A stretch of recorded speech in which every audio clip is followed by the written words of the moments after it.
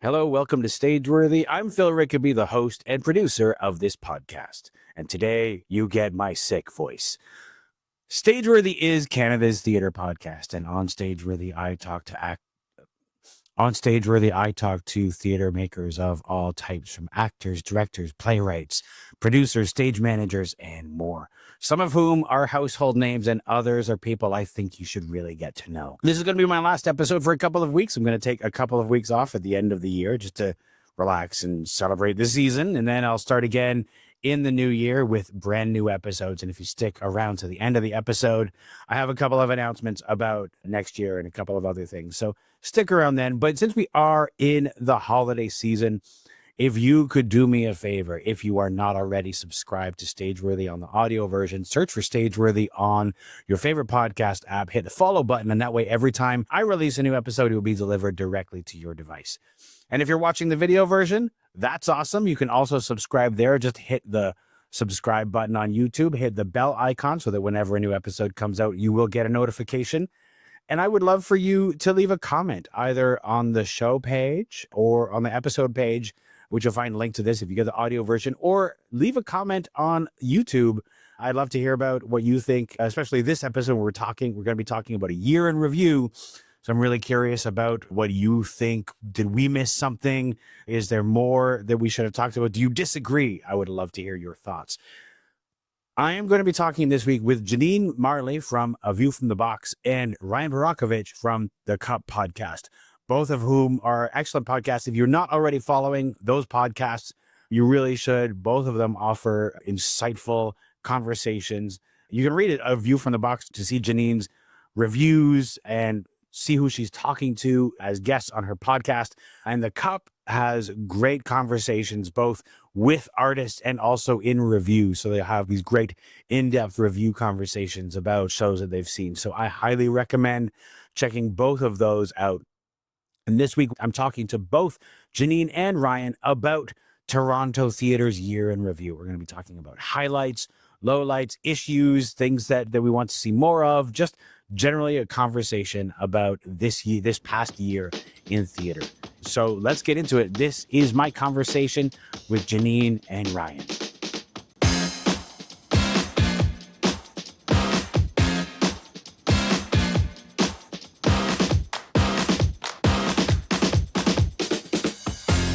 Janine, Ryan, thank you so much for joining me. I appreciate you joining me for this Toronto Theatre year in review conversation. But before we jump into that, I would love for each of you to talk a little bit about your podcast, the podcast that you host, that you're on. Janine, why don't you go first? Tell me about A View from the Box. All right, thank you so much. No, and thank you for having me as part of this again, for this yearly roundup. It's so exciting. So A View from the Box, the podcast, is basically an extension of not only my work as a theater critic, but also my stage door dialogue series, which I do as a written series on my website. And so I get to interview all kinds of amazing artists and creators around the city and beyond. I've been really lucky to get to interview some folks from out of town as well. So my last episode was with Virgilia Griffith from A Profoundly Affectionate, Passionate Devotion to Someone now. And then coming up, I've got one with Clyde Wagner from TO Live. He and I have a great conversation. So it's such a great way to get to meet a lot of the people that I really respect and get to see their work often. And we have really nice chats. I really enjoy it. So now, before we jump over to Ryan, I do have a question for you. When you didn't have a podcast when you started out, but I know that you'd been toying with it before you actually started doing it. Was a podcast originally part of your vision for A View from the Box, or no, absolutely not. It came later. Actually, it was when you stopped running Stageworthy. I went, but where's everybody gonna go now? And a lot of people said, well, we have a lot of fun talking to you just as a person. You could do interviews. You'd be fine. And I'm like, okay. So, we just took that bubbly personality and make it work, right? I mean, I've always said that Canada needs a robust theater podcast ecosystem. The more podcasts, the more people talk about theater, the better. And so wherever we can get those started, I'm into it. And I think it's a great thing. Ryan, tell me about the Cup and how you got involved in it. Okay. Hi. Yeah. So our organization, I suppose, is called Cup of Hemlock Theatre. And if that, the naming structure of our show is kind of complicated, which fits into the complicated history of it. It actually wasn't founded with the intention of being a podcast, but that is since what it has become. It was founded by other early members of our collective who are no longer part of it to be a theater company. And they approached several of us in November of 2019 saying, hey, let's do a full season of theater. It's going to be great. And then in March of 2020, something happened. Who could say what? But it was hard to make theater at that time, you might recall. So we were looking for things to do to kind of just keep the candle lit while we were trying to figure out what to do with this company. Do we proceed with our plans? What's happening? And one of the members of our collective, my good friend Mackenzie Horner, he already had a podcast where he talks about musical theater for the Downbeat podcast. And he suggested that, well, the Stratford Festival is putting a lot of their old productions, the pro shots of them on YouTube for 3 weeks at a time. So why don't we, the members of our Cup of Hemlock Theater Company, and perhaps other friends of ours from the theater community, why don't we get into a Zoom room and do like a panel talk show where we had watched the shows in the week prior and we review them in this sort of discussion format. So we did that for the 12 weeks that those existed on YouTube. And then the pandemic wasn't over. So we went hunting for other online theater content to do that with. That became like things like the National Theater Streaming Service, Broadway HD, just whatever we could find, really. At some point, we started adding artist interviews because it was a bit of a big ask to say, hey, you watched this 2.5 hour Stratford production. Now let's do another 2 hours of these 4 people you may or may not know talking about it. So the artist interviews was a good way to maybe get a little more engagement. But then eventually theater started coming back, and we decided, once we were seeing shows anyway, why don't we review those similarly in our little 2-person format? And pretty soon after we released our first episode of a live show in Toronto, which was Gloria at Crow's Theatre, the production by ARC, we were getting emails the next day saying, come review our show. So that was the moment when we realized we had accidentally become theater critics, that we were actually part of the press. At the time, I'm primarily a theater critic, and I write for Next Magazine and various other publications. But at the time, I never even conceived of myself as a theater critic. I never conceived of what we were doing on the Cup as theater criticism. I just thought, oh yeah, we watch a show and we're talking about it over a drink, which is part of our branding. And that is why the show is called The Cup. And eventually, Cup of Hemlock kind of dissolved as something that intended to be a theater company, but we already had this show and the branding, so we kept it as is. I almost brought a beverage to tell you what was in my cup. Yeah, Phil, what's in your cup? I didn't have water today. I was going to make a special mocktail for the evening, but I didn't end up doing it. But Janine, what's in your cup? Just water. I'm trying to be such a good girl and actually be hydrated. So, because I am perpetually in love with salty foods and underhydrated. Oh, we're good. Yeah. This is my second one of these today, so I'm being so good today. All right, let's jump in. And I guess one of the first things that I want to talk about, I want to get to start with your top 5 shows that you've seen this year.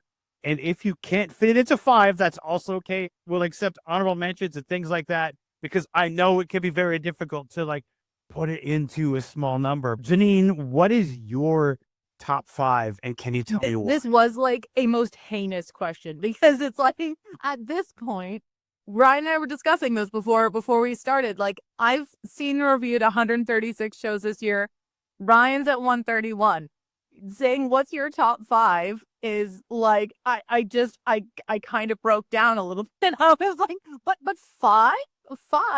So I narrowed it down to 5. This is no shade to anything else that I've seen this year. It was an interesting process. But so first up for me, I have the Mahabharata parts 1 and 2. That was at Canadian Stage at the Bluma back in April. I don't know if I've ever seen something so powerful. I remember calling Kyle after part 1 was done and saying, I'm mad, I have to wait until tomorrow to see part 2. And then texting him at intermission of part 2 going, why am I at intermission when I want to be watching the rest of this story? So when you've got something that's literally that compelling that I was just like, no, I want to be sat in this room for 3 more hours, whatever, watching these stories. I feel like that's pretty, that's great theater. Next up, and this is like also Kyle's favorite so far that we've seen as well, was After the Rain. from Tarragon Theatre and Musical Stage Company, just to see such a beautifully crafted story with so much depth and meaning, great songs, stupendous performances. I actually am wanting to talk to Susie Wild about using one of the songs for our upcoming wedding, because there's a wedding scene and it had the most beautiful song that had me ugly crying in the theater. So I'm wanting to, we're going to figure out how that's going to work. But like, it was really impactful. Next up for me is the Sankofa trilogy from Watcha Theatre and the Theatre Center. I got to see the big anniversary remount. What just insane. The B is one of the most just creative, incredible people, just so magical. Being in their presence is a gift, and I was so grateful to be asked to be in the room for those that those are going to stick with me. I'm going to be carrying those around for a long time. Next up, I have Octet from Crow's, Soul Pepper, and Musical Stage Company. I've never wanted to throw my phone out the car door as badly as I did after that show. I was like, I don't need it. I don't want it. Get it away from me. Just spent 90 minutes learning why I should hate my phone. But it also just reinforced, I think, a lot of the things, the thoughts that I'd already been having about my relationship to technology, and did it with some great songs. So thumbs up. And then my last one, I chose the Merchant of Venice from Shakespeare Bash that they did at the beginning of the year. It was really focused on Shylock and his story, and it was just such a unique perspective. And I love Shakespeare Bash, such a cool company. So yeah, it was a really different way for that show to be done, and I really enjoyed it. Yeah, I see Ryan nodding at a number of those. I'm wondering if there's going to be a bit of overlap, and I want to come back to see if you have any other shows that you want to mention as sort of honorable mentions that broke your heart that you couldn't list. But Ryan, tell me about your top 5. All right. Well, we only actually had one overlap in the top 5, so I'll go to that one first, and that was the Mahabharata, because that was truly stunning. And yes, such an epic piece. And even when I sat down to write my review of it, I was kind of doing some script doctoring in my head. It's does this need to be 2 parts? There is a lot of recap at various points, especially in the first half of part 2, because we kind of go in part 1, we end with we're going to war, come back tomorrow and see how that goes. And then we spend that whole first act of part 2 reminding us why we're going to war, and then go to intermission. All right, now we're actually going to war. But the payoff is really worth it. And I do think that, the point of a show like that is so you feel the epicness of it, the epic poem that it's based on. I've been told, I haven't read it, I'd be lying if I said I did, but there is so much material that didn't make it into the stage adaptation. So the fact that they have still yielded something that, 4.5 hours total, or 5 hours total of time on stage, I think the point is to feel the grandness of the scale, to feel the history, the monument of storytelling and retelling. Truly stunning. Janine, did you do your list in ascending or descending order of your top 5? Because I will mimic that. I don't know so much as there was an order. I think I was sort of flipping through my notebook and writing things down as I came. I was guessing that Janine's was in no particular order. No particular, because I did make my top 5 in order, because I do have one that I do think is the number one thing I've seen all year. Oh, okay. I really want to hear that. Yeah. So let's build to that, because let's build to that. Yes. Mahabharata was my number 4 on my list. Going back to number 5, unconventional choice, but I freaking loved Whites at Crow's Theatre. Most people hated it. I know. I am aware that I wholeheartedly agree. That was going to be one of my honorable mention shows. So really? Yeah. Okay, because most people I talked to did not care for it, and most of the other reviews I read politely danced around not making qualitative judgments about it. But I thought it was a delight. I'm somebody, my main vocation, day job is all in academia. I'm doing my PhD. I work as a teaching assistant. And I feel like most people, if you're not in that world watching that show, assume that it's satire. And it's actually not. This is how we talk. And I think that is just truly delightful. It captured it so well. The playwright, Liz Appel, who I believe is related to the Bluma Appel venue in some way. I'd never heard of this writer before, not familiar with any of their work, but I was blown away by this. And it has so much on its mind in so many ways. And the big monologue at the end, I still think about that all the time, almost a year later. Is everything about that show really just scratched all the right itches for me. And anybody who hated it, come at me. I thought it was great. No, you're allowed to dislike what you dislike, but I truly think that that was a show made for me specifically. Then number 3, still at Crow's Theatre, Measure for Measure by House and Body Productions. That was such a cool, late announced. It wasn't part of the main Crows season, but it was brought in later in the season. This was like around March when they staged this. The radio play concept I thought was really interesting, and yet the lighting design made something that was marketed as a radio play the most visually arresting thing I think I've seen in a theater all year. And it was just such an inventive, creative approach to, I'll be honest, a Shakespeare play that I have no strong feelings about. I'd read it before, it didn't really stick with me. I think this was the first actual production of it I'd ever seen. But this was such a creative way of doing it, and what a cast. I think there was like 5, maybe 6 of them, and every one of them was amazing. The different roles they played, both in their radio studio characters and in their multiple Shakespeare characters they played. Truly stunning. I think certainly my favorite Shakespeare production I saw all year. And that's saying a lot because I think I saw quite a few. Number 2, Kim's Convenience. The remount. Yeah, it was just so good. Ins Choi playing Appa. I did not know that I needed to see that, but then once I did, I was truly blown over. And because so much of the show, purely on the text that he wrote over a decade ago, is about inheritance and giving something to the next generation, passing something on. The fact that he played the son and then grew up to play the father, what a beautiful encapsulation and embodiment of what this play has always been about. And he's just so funny. And his performance was absolutely flawless. Everyone's performance was flawless. The set design recreation of the store was just so great. And to me, this was truly an affirmation that this wasn't just a flash in the pan, cool new thing back in 2012.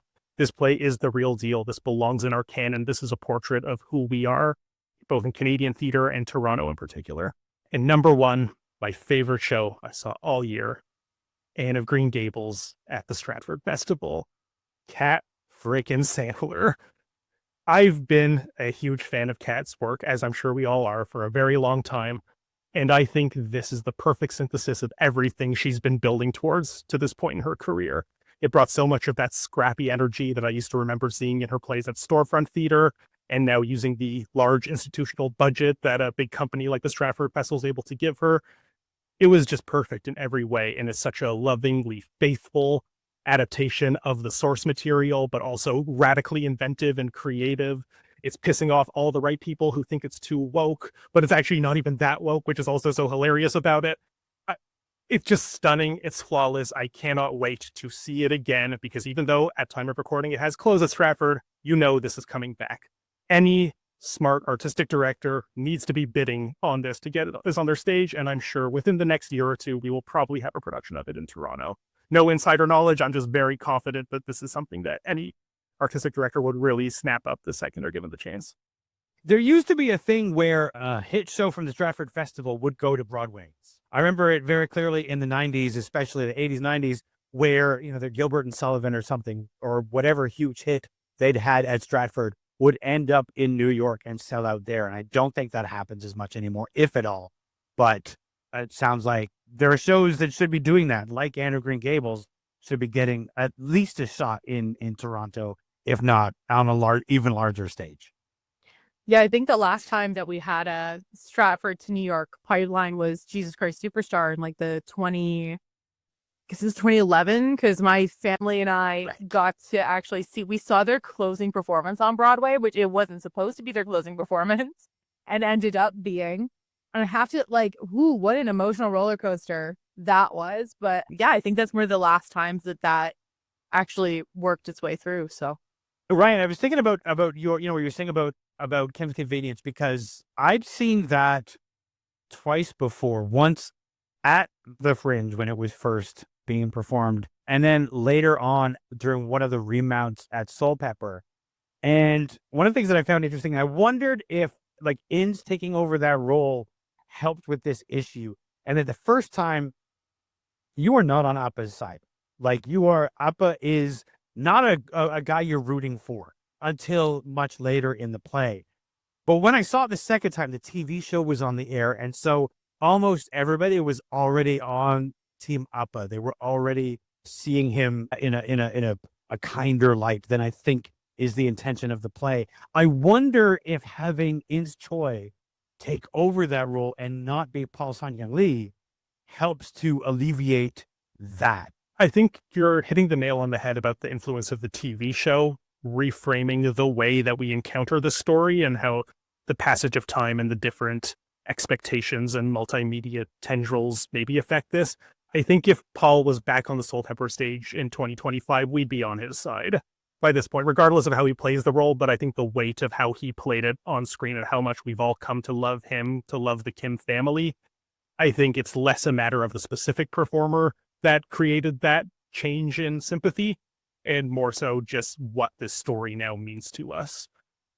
But I don't know. It is an interesting question. And I think the performer and the passage of time both play very significant roles in this kind of thing. Yeah, it was actually there was part of me that was a little jarred at first at how intense Appa was, because I was in love with TV show Appa, right? Because that was my first encounter with it. And so then seeing Inns play it so intense, but then there was part of me that then had to, you have to remember Zhang, there has to be a reason for Zhang to have left the way he did. There had to have been something that happened. And it's actually, for me, more difficult to believe that Paul Lee is capable of that. He's adorable. And I'm he's in Star Wars and Murdoch now. I love him. I was I love this guy. It's harder for me to imagine the Appa that Inns played being played by him. And yet we do need to understand that there was that instigating argument. There's something about Appa that drove his son away. And so the way that he played it, actually, it made more sense. I was oh, but I was oh, no, wait, no, this actually makes more sense than the Appa that I carry in my head. So I was proud of myself. I didn't cry during the show. But by the time I got down to the car, the tears started because I just went, oh my God, I just saw Inns Choi do Kim's Convenience in real life. This is so cool. I talked to Paul years ago during at the time when he was about to do Appa at Soul Pepper and the TV show had been on. He talks about how Appa is softened for TV to make him more likable. He's more of a teddy bear than he is in the play. And they talked about the reasons for doing that. I totally understand that. I wept both times I watched that show, and I still get chills and verklempt if I start to describe that final moment of Zhang putting the labels on things. And it just right now I'm still and it is I don't know, over 20 years since I first saw that show. And I still have that thinking that is why that show belongs in the canon for Canadian theater, because it has everything you want out of a show and it's very effective. I want to ask if there were, and this doesn't have to be a show. It doesn't have to be anything in particular. It could be an event. It can be a thing. It could be whatever. But did you have any disappointments this year? I had one show that I attended to and I was supposed to have reviewed for, and it was the first time, first of all, that I sat there at intermission going, should I really stay? Is the second act actually going to improve what I have watched? Or should I cut my losses? And then I actually had to email the director and say, I really don't think you want my thoughts on this. I don't think you want this to be a full review. I'll happily tell you what I thought about it. I don't think that you want this on the internet for posterity. But that was interesting because it's the first time it's happened. I've been writing since 2022, and normally I go, and even if there's something that doesn't click with the story for me, because there was another one that I saw where the story didn't really click, and I was why are we still doing this show? But at the same time, it's there's always something redeeming about it. The design is great, the performances are great, something. No, I had one this year that I was oh boy, this was you weren't ready for me to be here. But for them, really. To have two sort of duds out of 130 something that I've seen, it's fine. It's it's when you go to Fringe. I think I saw 29 shows at Fringe. I think I had 2 or 3 that were not my cup of tea. I'm that is a great percentage. Realistically, that's fine. I'm okay, especially with Fringe too, because you're this was 30 minutes or 60 minutes of my life that I could happily give to you. It's fine. So. It's also, if you consider that ratio and the fact that it's a random draw, you're very fortunate when you're seeing shows and you're oh, there are only 2 I didn't like. The odds don't usually work out that way. Just in general, the odds are not that kind. Are these things that you would be willing to name, or you would? That's fine. I mean, the one that I didn't review was called So, a Costumer's Comedy, and I don't think most people, when I was talking to Ryan about it, he's like, what was that? When did that happen? So it wasn't very, like, hugely publicized. And then the other one was Oleana from Icarus Theater. I don't know. In a post-Me Too world, that story doesn't really feel like it fit anymore. Like, I don't know. I just sat there going, oh, I feel really gross. And nothing about this helped me feel less gross. But, like, it was just, I don't expect everything to be tied up with a bow. That's fine. But some resolution would just be nice for a story like that. Do you know what I mean? So, again, it was just that the story didn't gel. It wasn't, the performances were fine. The set was great. It was just the story didn't click with me. Yeah, I wonder about doing that particular play anymore. Even given the if you consider the playwright's personage, I think that his time has passed as a playwright. And maybe one day we'll look back at Oleana as a period piece, and maybe somebody will do something interesting with it then. But I think for the time being, it's best to let that go. Ryan, do you have any disappointments from the year? Like, yeah, there are individual shows that I would say I was looking forward to, but didn't live up to my expectations. I don't feel the need to name those. There's probably also too numerous of those to list. And that's not a slight against those shows. They did what they did, but I have a bad problem of perhaps raising my expectations too high sometimes, and then things do fail to live up. The main thing that I would say that if I need to isolate something a little more concrete to be a disappointment this year, the folding of the Next Stage Festival into the Fringe Festival this year, I thought was an interesting experiment. And I understand, don't fault them at all for the budgetary constraints that made that decision feel necessary. But one, it's just nice to have the Next Stage Festival in the fall as like a, yay, another little mini Fringe. And not having that is, of course, its own little kind of disappointment. But I think the one thing that maybe irked me about this in a way that is the reason why I'm bringing it up now is, so I saw 34 shows just during Fringe, and I saw all 4 of the Next Stage shows. When I made my post-Fringe ranking of everything I saw, putting them in order of my favorite to my least favorite, none of those Next Stage shows cracked my top 10. The highest I gave any of them was number 13 out of 34, and 2 of them were in my bottom 5. So, and they are charging more for the tickets to these than they are to the regular Fringe shows. And I feel like that's fine, that they're not all going to be winners. Some of them could be better than others when it's in its own separate festival. That's just like, yeah, these are the curated selections of shows that we have at this time. But when you put them into Fringe, marking them as their own different thing, this own arguably better thing that's worth the premium charge, to leave all 4 of them with some level of disappointment, which varied from show to show, and the fact that I saw 12 shows that I liked more than the one of those that I liked the most, I feel like, as again, I understand the reason for this experiment of this shakeup of how it was done. I think it put a more acute focus on my disappointment about those shows because I was seeing better shows that weren't being framed in this way for the premium charge. Yeah, it is my hope that the putting Next Stage into the Fringe was an experiment and not a permanent thing, because I don't think it works. I think it takes it's a way of taking focus away from the shows that are in Fringe. And also, again, like, just like you said, like, if it's a curated festival, the shows that are chosen for that, in theory, should be head and shoulders above a show that's chosen randomly.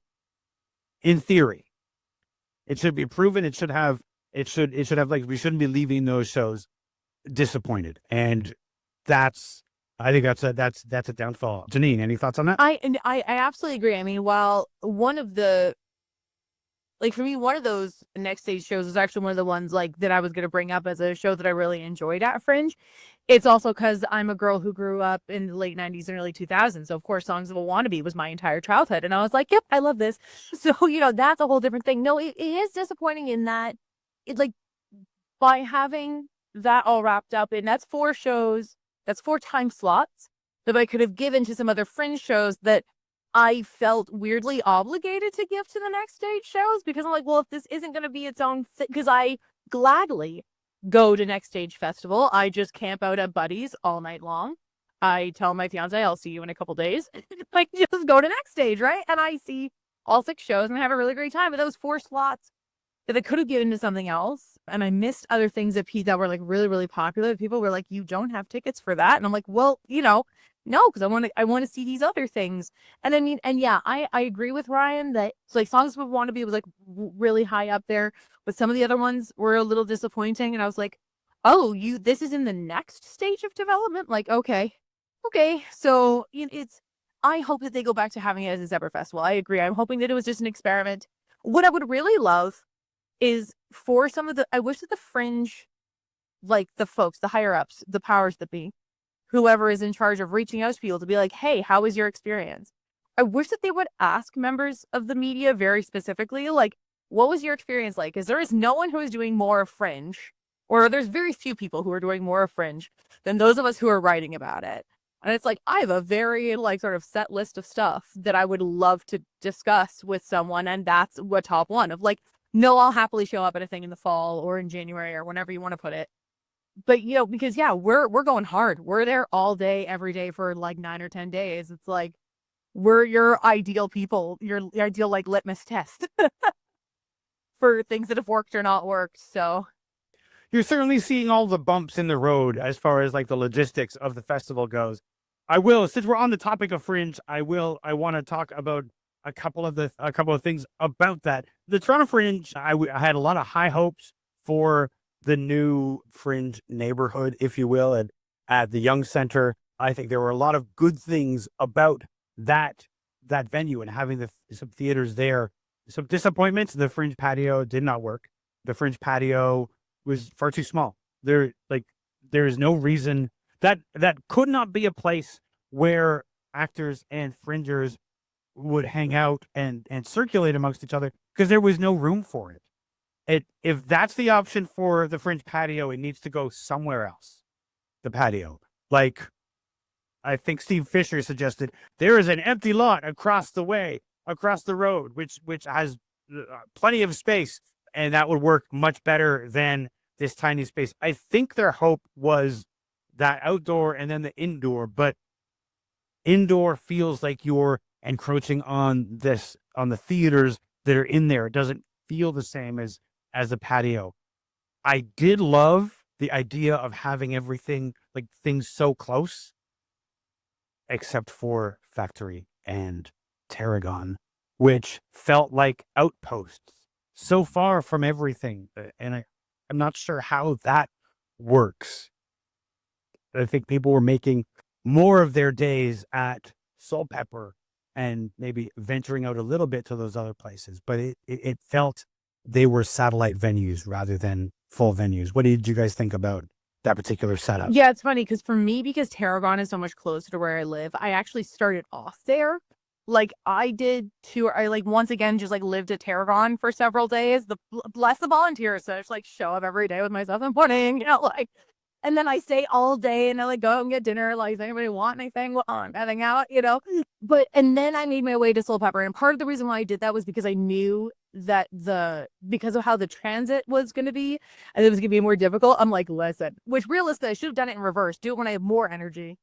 Do the far distance. I messed that part up, but I was like, whatever. At least then I'll just plan entire days in that neighborhood. I'll be in the swing of things so much that it'll be okay. I agree with you that the patio was like so super small. My other thing was the food. So they're like, oh, there'll be food on the fringe patio. And I was like, okay, great. Well, like, when does that start? It didn't say anywhere on the website. I would get there and there's no food. And I'm like, okay, but like the food at the Soul Pepper Cafe, while it is delicious, no, I do not want to be spending $13 on a turkey sandwich this big. Is it like one of the best turkey sandwiches ever? Yeah, of course it's freaking delicious, but I can't do that every day. And I am out every single day. So then I was like, oh, cool. Just go get that tea to flips, like the Filipino food across the way. No. That didn't start till 5 p.m. And again, I had to like ask like 3 different people before, because the information's on the website. Because I'm scrounging around going, am I crazy? Because I swear they keep advertising that there's all this food. So like, I feel like if they're going to continue to do it in distillery, that's chill. I love it. But like why have you got morning shows there, like Kids Fringe and some of the other stuff? Like, starts at like 11 a.m., but if you're not going to be able to feed me until 1, now I've got problems. That's because my lunch break might come at noon and you don't have any food options, and I'm stuck paying a lot of money, just a lot of money for food that like I can't really afford during Fringe when you're eating out 2 out of your 3 meals a day. You know, that part of it was rough. On the subject of food, I hear you, and I knew I'd be spending an arm and a leg if I did rely on the amenities provided there. So I did a very unhealthy thing, but it was good for my sanity, is that the day before Fringe started, I ordered 2 extra large pizzas from Domino's and split them up into individual foil wrapped portions that I brought with me to every day of Fringe. So that was how I survived Fringe, at least the dietary component of Fringe this year. I agree about what we're saying with the patio. It was too small. I, again, don't envy the coordinators who have to figure this stuff out. It is difficult. It was the first time. They'll learn. I also had conversations with Steve Fisher about this. He seems to be the patio whisperer who knows the most about this, and he brought something to my attention that I didn't even consider until he said it, and then it made so much sense, is that they had those large wooden picnic tables, so there was no malleable seating. When you think about when it's at the Transac or the Old Honest Ed, that it was just the big open lot with like the tables and individual chairs that people could move and join each other, make a big circle. But with these big wooden picnic tables, you are confined to sit with the people that you're able to sit with there, and they were themselves unmovable and taking up the entire patio. So there was no ability to extend and reshape the social dynamics within it.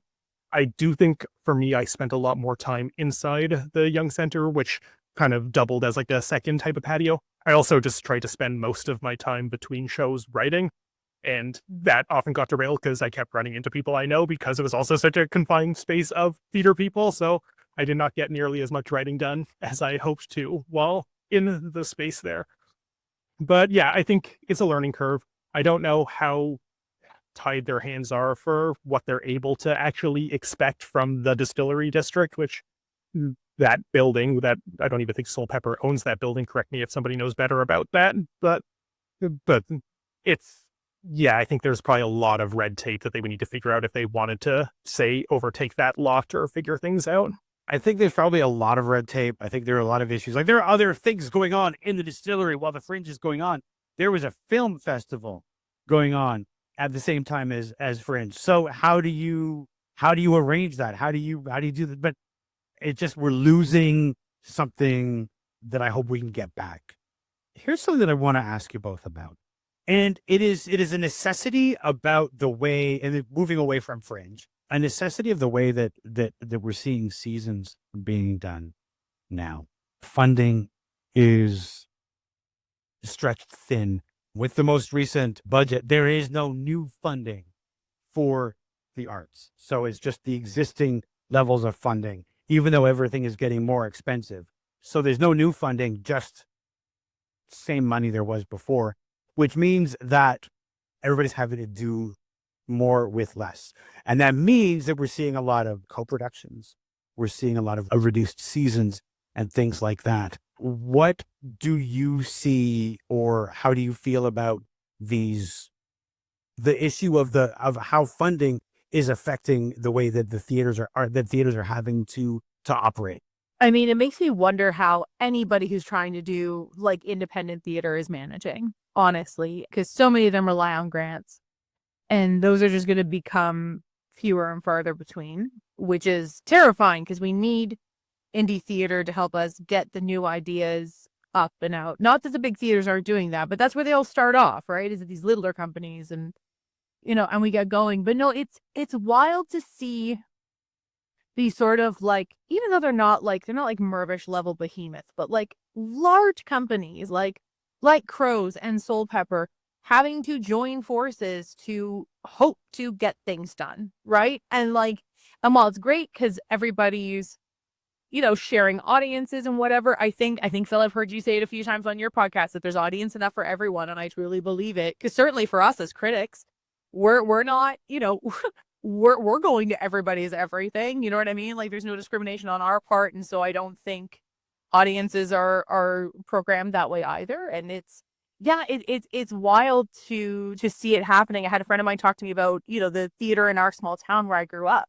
And she's like, well, why isn't there a theater scene here? And I was like, honey, because the theater scene in a giant city like Toronto is practically hanging on by a thread. What are they going to do in a small town like Windsor where there's like the same 3 theater companies that have been operating for like 30 years and like that's it, you know? It's when you got well-established large companies here who are like, ah, crap, we got to join forces with this guy or we're never getting anything done. Now, the whole co-production thing, though, so far, so good. I mean, if the blending of the resources is producing these amazing things like we've been seeing, great, I'm all for it. Like, you know, like this one, Profoundly, was the first show between Tarragon and Obsidian. And I'm like, this is a perfect partnership. The vibes are exactly the same from like both of the companies. So it worked out really, really well. But no, it makes me nervous. It is sort of like, it's heartbreaking in its own little way. That this is something that these like well-established companies are feeling like they need to do to survive. And it's like, I don't know, part of me just wonders how we got here. But that also that I feel like then it's up to us to help keep it going, right? Yeah. I will say, I mean, the issue with the funding and indie theaters not being able to get funding, that means, we mentioned the name earlier, Ryan, the next Kat Sandler is not able to get funding for their show. That's how Kat started. Kat started purely as an independent. Those early plays were just Kat putting on shows. And that means that we are missing the opportunity for the next Kat Sandler.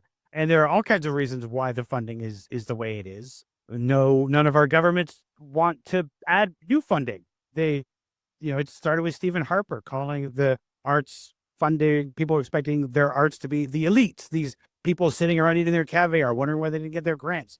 And that has changed. That means that people are no government is willing to say, I'm going to give more money to the arts, because we haven't been able to make the industry sort of explain its own existence and why it's important. Anyway, I can get on that pulpit anytime.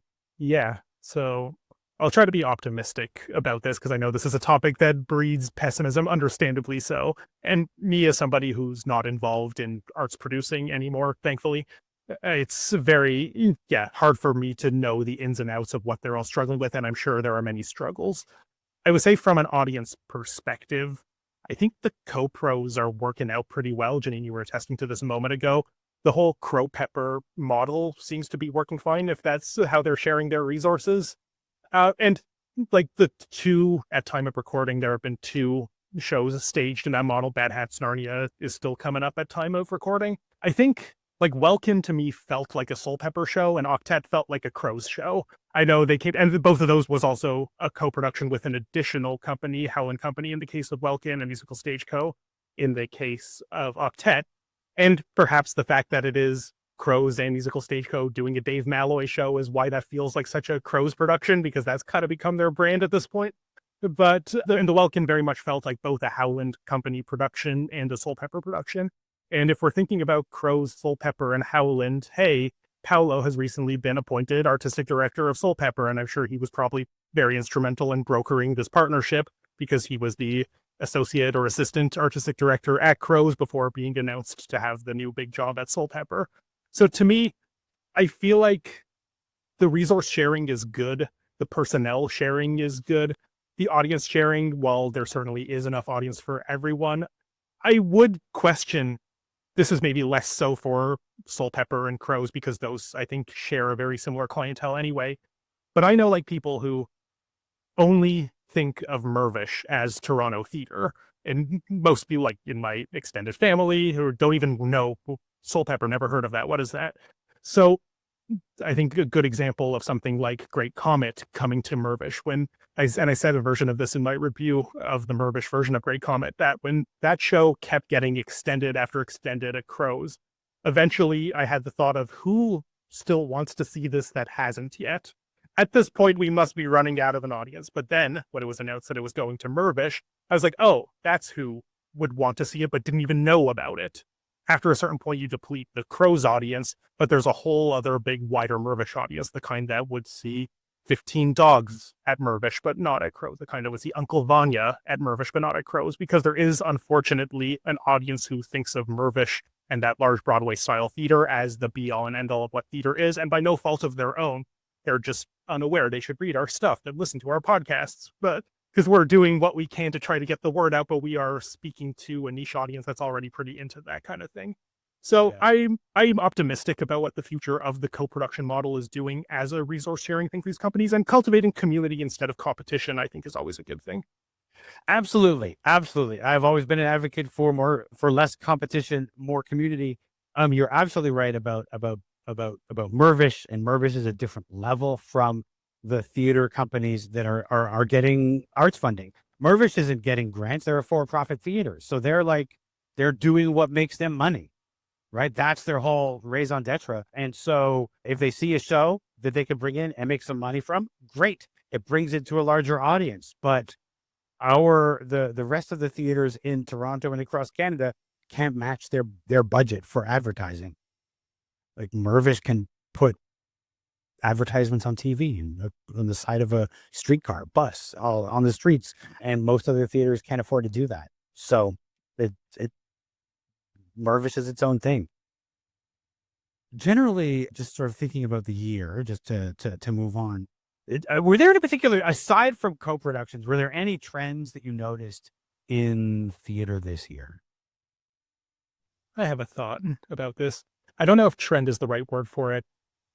I've been very fascinated by the elbows up discourse in relation to this theater season. Phil, I know this is obviously something you're very interested in. You cited it as one of your reasons for reinvigorating your podcast after a brief hiatus.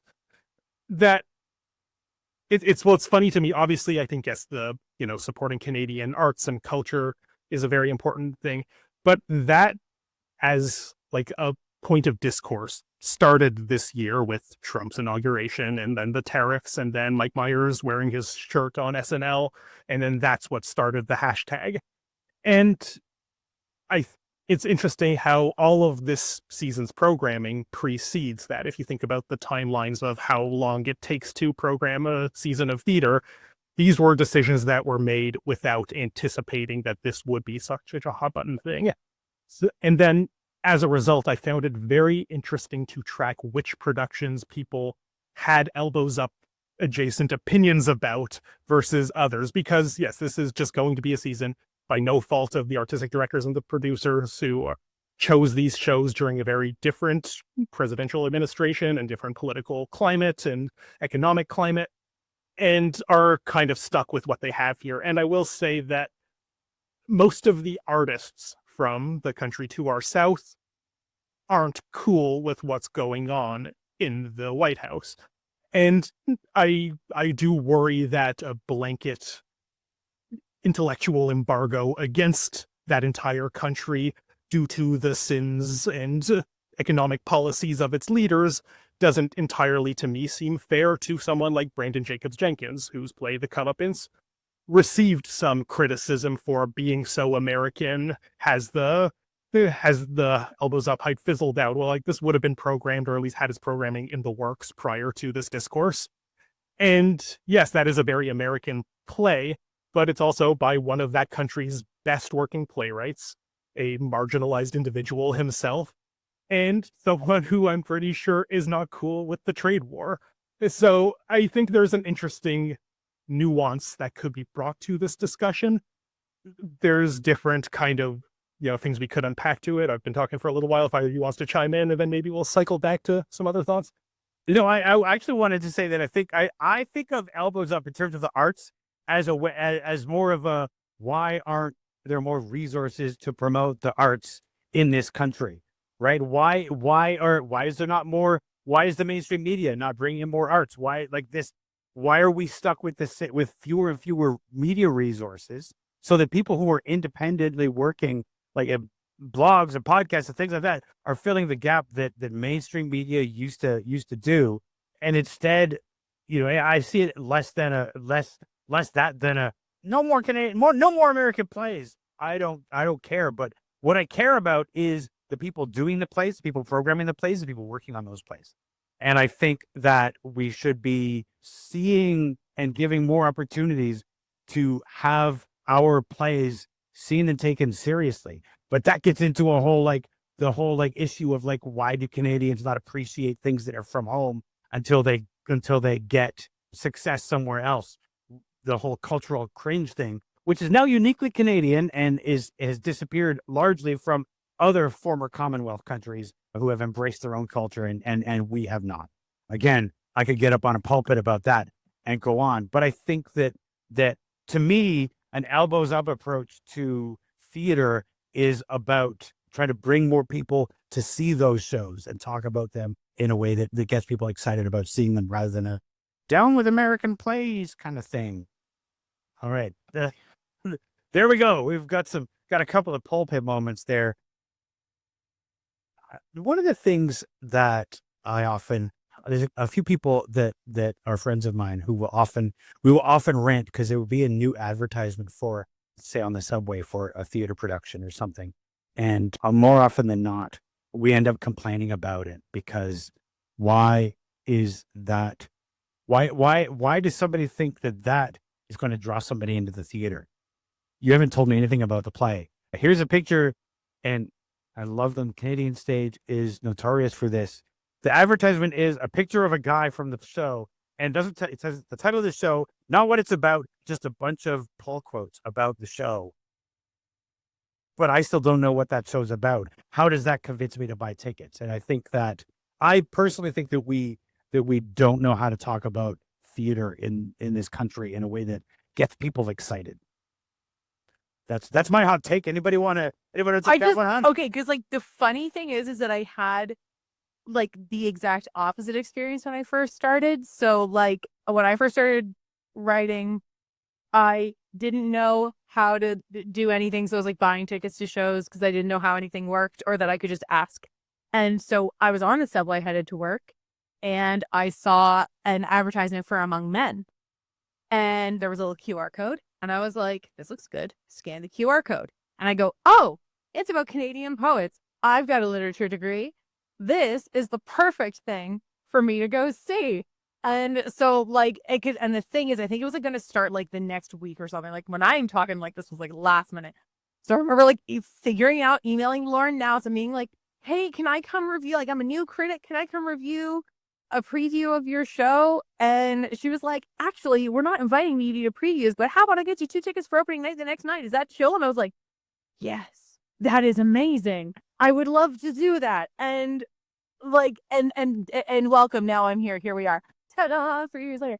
But also like, thanks Lauren for those tickets because that got me started on this whole thing. But like, I do get it. And half the time, what also like blows my mind is that half the time those advertisements have like quotes from like The Guardian, the LA Times, New York Times, whatever. And I'm like, those are about like that play in general, not this production. It's like, or wait until like the day after opening when you have our beautifully crafted quotes from local critics who have talked about this production specifically, then slap that on air posters. Like, do you know what I would give to see one of my quotes on a freaking poster on the subway? I would be taking pictures with it. I would be so happy because as it was when I saw Uncle Vanya and like, there was my quote on the side of the theater. I cried for about half an hour because I was like, it's me. Like, that's cool. So like, no, it's funny because I think 9 times out of 10, like if you're not a theater person, if you're not already like looking for that kind of stuff, people just ignore the ads on the subway no matter what they are. Whereas for me, I'm always looking. Maybe it's the little country kid in me that's excited about ads on the subway. Plus I got nothing else to do, so I might as well. But you know, like actually an ad on the subway is what got me like, you know, started in doing what I'm doing. So weirdly enough, I had the opposite experience. I kind of think that when there's the hand wringing about where the audience is going, where the subscribers going, how do we bring in new audiences? The same old advertising that works for people who are already going to the theater doesn't work. We need to find ways to get people interested who aren't currently going to the theater. But that gets into a whole like, you know, do you risk alienating your subscribers? Is that worthwhile? Or just to bring in new people who may or may not come? It's a difficult question. But I think I'd love to see some experimentation and some risk in some of the theater advertising myself. I think this is actually something that we talked about, Phil, when you came as a guest on the Cup, that you voiced a similar opinion. I think is it just a crisis in graphic design? Does it speak to deeper issues in the actual theater ecosystem, the way we conceptualize the plays? I do think it is difficult to market a show. I don't think any of us would disagree with that. And especially they're working within their own budgets, their timelines, their constraints. Usually those photos for, say, the CanStage ads, those have to be taken well before rehearsal has even begun. They don't even know what the show looks like, let alone get up-to-date pull quotes from the Toronto press corps, because they need to drum up enthusiasm well before any of this even possible. I remember when Robert Lepage did his Coriolanus at Stratford, the promotional image for it was Andre Sills in Roman armor. And if anybody saw that production, you'll know there is no Roman armor in it because it's very much set in the present day. So that makes me think that they took that production photo, or that, not even production, but that promotional photo, well before they even had a clear sense of what this production was going to be or look like. Like, it's easier to get a three-piece suit than it is to get period accurate Roman armor. So I think that sort of indicates that either there was a disconnect between Lepage himself and the marketers, or this photo was taken so far in advance that we didn't even know what the production was going to look like. And as a result, you could say that, well, that's the problem, that we are working on too far a time scale. But then if we need to bring in as many people as possible, you kind of want to get started as early as possible. The interesting thing about advertisement, and especially things like subway ads or bus stop ads, is that it's not really about, oh, I think that looks good, I will now go see that show, let me go search for tickets. It's just about putting the idea in your head. If you see something enough times, when you hear about it later, when somebody mentions it at Thanksgiving dinner, you're like, oh, I saw something about that. Yeah, I heard about that. Yeah, that sounds familiar. It's about that subliminal aspect more so than it is the striking image must see. Now, if you can get some striking image must see reactions, that would be great too. There's probably room for both. But I do think that there probably is still value to get what you can as early as possible, maybe have it more interesting looking than just guys standing with quotes from other cities that don't reflect this particular production, especially if the title itself is something that doesn't like obviously signpost what the piece is about, that you could not be sure what you're even looking at. People who don't go to the theater regularly might not even have heard of, say, Soul Pepper, and know if they're looking at this ad, is this a theater? Is this a movie? What am I looking at? Is this a book? And we don't have a lot of book ads in Toronto subways. I was surprised when I went to the UK how many books are just advertised in the tube. And I'm like, wow, we don't really have that. That's a side point. I think the pictures being taken so early is a side effect of the way that the festivals have to program. Like, they have to have their booklet printed by the time their first season ends, or announcing like the next year's. They have to have the pictures and all this sort of stuff. Everything has to be tied up and ready to go. But I also I do think that when you're thinking about a show, the marketing people should be in the room. And like, how do we market this show? I remember years ago I was talking to performer Jillian English. She doesn't come to Toronto anymore, but her shows are stunning, and you'd have to go to Halifax or Australia to see them. But she always starts, like, she knows what the title is, and she tries to figure out how she's going to sell it before she ever writes it. And that's her process. But it's an interesting thought about, like, oh, from the beginning, we're thinking about marketing. From the beginning, we're doing that. For Fringe, Sue Edworthy used to always, when she was involved at and being at the Fringe lottery, she would always give a brief lecture about, you need to be telling people about your show tomorrow if your number is pulled. Like, just like, start now, rather than what seems to often happen is you wait until it's the last thing you do rather than the first. But it's difficult because everybody's process is different, and what brings people in is different. I don't think there's no hard and fast rule. It's just a pet peeve of mine. But you're right, Ryan, about it's the subliminal putting the image in somebody's head. I just sometimes think that, like, say, for example, with the Soul Pepper, or sorry, not the Canadian stage images, if it's more striking than a guy in a normal shirt sitting in a chair, I might notice that, and it might sink in a little deeper. That's just me. Janine, were there any issues of the year that you wanted to bring up that occurred to you as something that we should address? I don't know if it's like an issue per se, but like, no, it's not really an issue. It's just like a thing, because I love having programs. Like, I've got I've got a little pile here because I have still have to film stuff for social media, but I love having programs, physical things. Yes, here, Ryan's got his little pile too. Like, I should just recycle these. I don't need them anymore. I have this big stack just on my desk here. for me, I love having. First of all, when I'm in the theater for my socials, you do the little like picture with the program and the set, whatever. And then, but for me, I've started like archiving them. Like I've got accordion full of it used to be that I would like have everything like these binders and little slip pages and everything was like so pretty and proper because that's when I thought I saw a lot of theater, and now I see 130 plus shows a year. So now it's an accordion folder separated by months and they all just go in there. But to me, like, even if it's just like these little like tarragon ones that are sometimes only like one page, still, yes, good, great, I love it. I want to have a physical thing that I can like, because part of it is like this is part of my legacy, not just yours, but like my little archive of things that, yes, sure, my nephews are going to have to sort through it one day when I'm dead. That's fine. But at the same time, hopefully what they'll actually be able to do is donate it to some kind of like history museum or whatever of like, here's this like treasure trove of programs that are probably lost to time that I've like archivally kept. I don't know. There's something.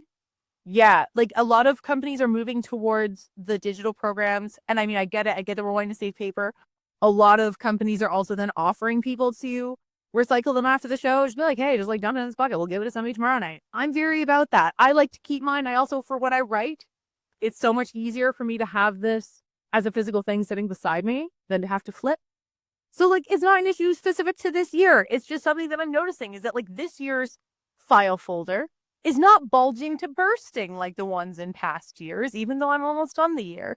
Normally I can hardly get the darn thing to close, and this year it's a lot thinner. But it's not for a lack of seeing shows, it's for a lack of programs. It's a really difficult one because I think that especially a lot more indie or more independent companies are balancing like, okay, so how much is going to cost us to print a program? And they're choosing to go digital because that's just cheaper. But again, it's like people like to have that keepsake. That picture of somebody holding the program before the show is a great little thing. There's a balance there, and if there was a reliably cheap printer that somebody might have available, that might be something that people would be doing more. I think people are just making the choice of where they have to put their money. And that's totally understandable. Like I say, this is not a serious issue. This is just like wee pet peeves that I have. But like, no, total sense. No, absolutely, and it's perfectly valid because I think we should have the option. If somebody comes to the theater and they don't listen, my mom complains when like Tim Hortons went completely like digital for like their roll of the rim. She doesn't know how to use a QR code. She doesn't know how to use like the thing on her phone. She knows how to roll up the rim, So we have to have the balance between the technology and the digital so that the audience can consume it the way that they want to, rather than us dictating how they're going to consume the information about the show. So maybe a balance. Maybe don't print 1,000 programs, print 50, 25, whatever, for the people who want them. Yeah, agreed. So now, as we're drawing to a close, looking ahead to next year, this is going to be the last of my podcast for the year. I'll take a couple of weeks off. And then I'll be back with new episodes in the new year. But as we sort of like come to the end of this roundtable discussion, is there anything that you are looking forward to in theater in Toronto next year? Yeah, I've got a few shows actually that when I was trying to think of, it's weird though. A few of them are not until like April, but it doesn't matter. I'm still hyped. But one of the first ones is A Doll's House at Canadian Stage. A Doll's House is one of those stories that like I think I'm pretty sure I know what it's about. I know I've definitely heard about it. I somehow in all of my degrees had to read it for some class. I don't know how that ever happened. That like it wasn't on its syllabus, but so I'm looking forward to experiencing one of those sort of like classics, one of those like it shows. For the first time and knowing very little about it and being able to just like go in and have a good time because that's so rare that I'm like, yeah, let's go. Also, Mischief at Tarragon. It's on the back of here. Lisa Nassen's play. I'm really looking forward to this one. Also, the Begging Brown Bitch plays by Bilal Bag are coming to Buddies in Mad Time. So like very hype about that. And then my other one was Zompocalypse at Eldritch Theatre. It's one of their biggest shows to date, and I'm looking forward to it. I think it's going to be a really good time. So I have to say, Janine, that the growth that you have had as far as Eldritch Theatre goes, as somebody who doesn't like horror, to now be like, I'm looking forward to the zombie show. I think it's incredible. And I think, again, it is something to be excited about when little scrappy Eldritch Theatre is doing something a lot bigger than absolutely. you. I mean, I'm still not going to go to the bathroom in there before the show. That's fine. Like, it's still going to pop down the way to Starbucks before the show, but I will absolutely be there in a seat, hyped to see the show.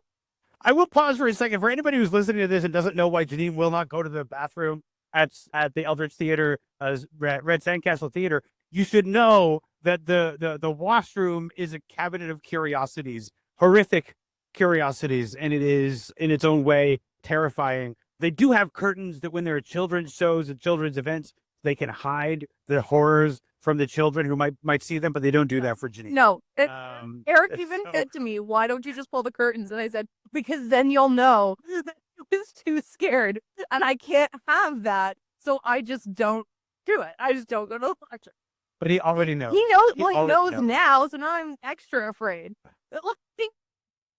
You think he's going to put something special in there? 50% when I went for dog book. You're right. He would.